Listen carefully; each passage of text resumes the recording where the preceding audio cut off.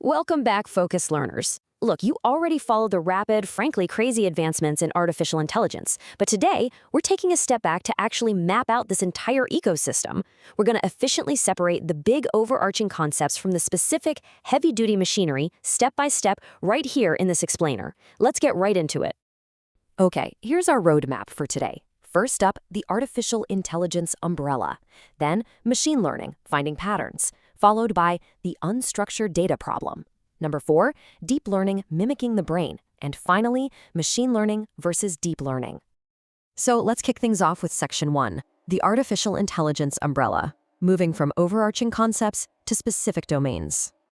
We've got to start right at the top, artificial intelligence. It's essentially the overarching computer science field focused on training computers to perform tasks that humans are just naturally good at.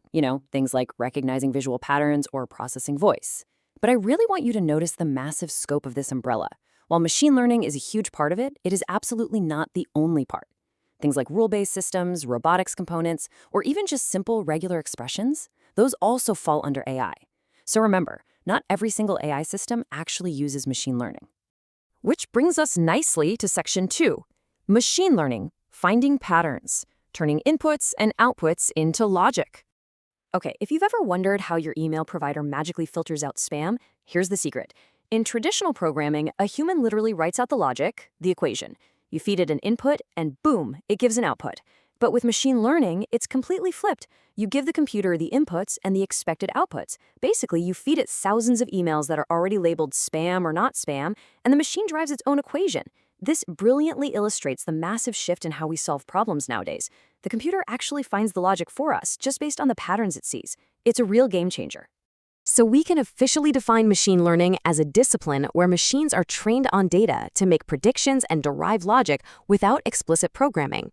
You don't sit there and hard code the rules. The computer derives the pattern itself and saves that derived logic as what we call a model. And then later, during what's known as the inference phase, you can use that saved model to evaluate brand new data it's never even seen before.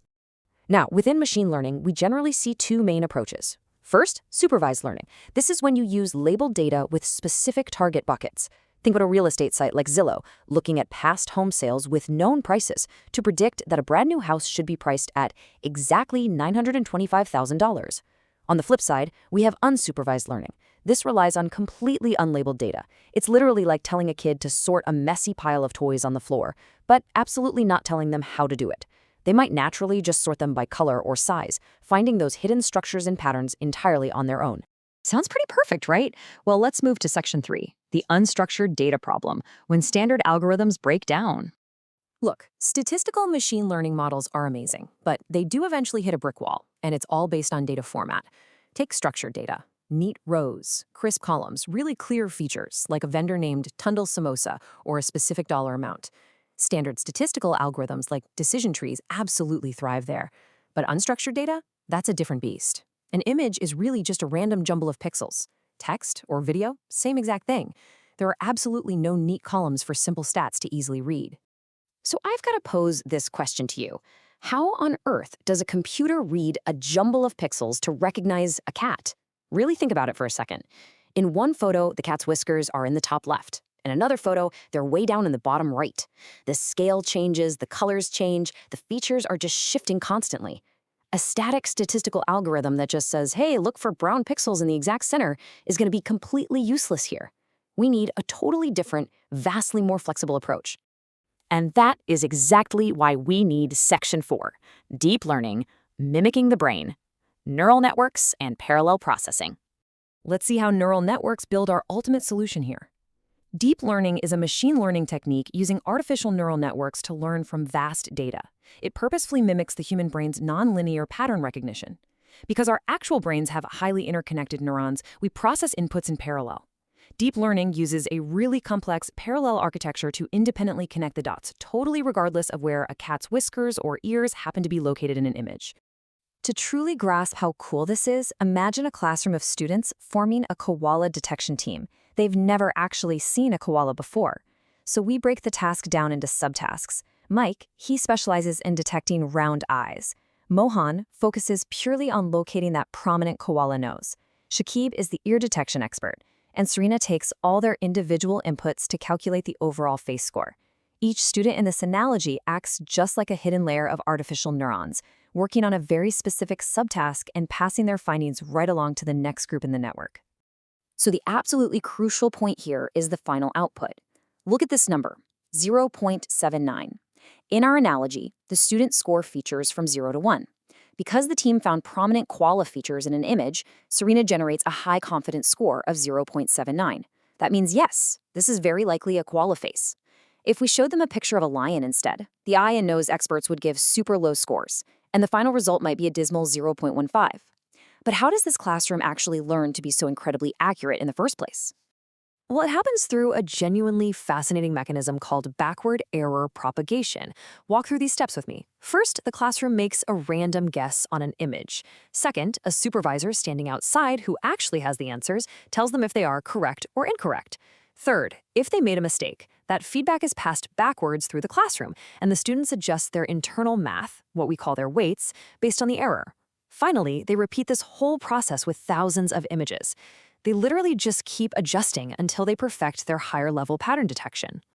Let's bring this all together in our final showdown. Section 5, Machine Learning versus Deep Learning, choosing the right tool for the job.